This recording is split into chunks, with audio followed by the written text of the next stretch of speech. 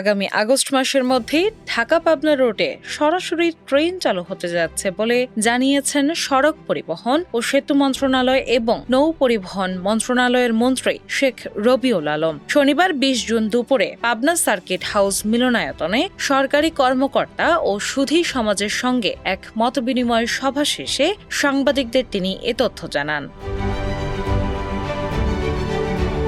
পাবনাবাসীর যাতায়াতের দুর্ভোগের কথা বিবেচনা করেই এই রুটটিকে আগে বেছে নেওয়া হয়েছে বলে তিনি উল্লেখ করে বলেন, আগস্টের মধ্যে ঢাকা পাবনা একটা রেল চালু করতে চলেছি।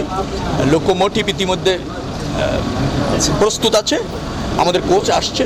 আগামী মাসে আমরা কিছু কোচ পেয়ে যাব এবং কোচ পেলেই প্রথমেই আমরা দুটি লাইন চালু করছি, একটা হচ্ছে ঢাকা পাবনা, পরবর্তীতে ঢাকা খুলনা। পরিবহন খাতে শৃঙ্খলা ফেরানোর বিষয়ে জোর দিয়ে শেখ রবিউল আলম বলেন, জনস্বার্থ রক্ষার জন্য পরিবহন সেক্টরে একটা শৃঙ্খলা দরকার। এখন সে শৃঙ্খলাটা কিভাবে হবে? পরিবহন সেক্টরের সাথে যারা যুক্ত আছে তাদেরকে নিয়েই করতে হবে, বিচ্ছিন্নভাবে না, অথবা ধরেন একে অপরের প্রতিপক্ষ প্রতিযোগী এভাবে না। এই সমন্বয়টা আমরা করছি। সেখানে পরিবহন মালিক সমিতির যারা আছেন এবং মালিক যারা আছেন, যদি আমি এভাবেও বলি, তাদের সর্বাত্মক সহযোগিতা আমরা পাচ্ছি।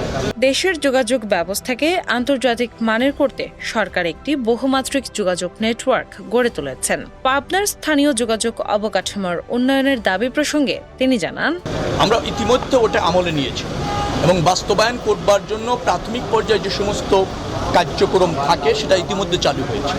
ফিজিবিলিটি স্টাডি বলেন, একটা ডিপিপি প্রণয়ন বলেন, এগুলো তো একটা প্রকল্পের প্রাথমিক ধাপ, সেটি ইতিমধ্যে আপনার গ্রহণ করা হয়েছে এবং অনুসরণ করে চলছে। টিনা ইসলাম, বাংলা বাজার পত্রিকা।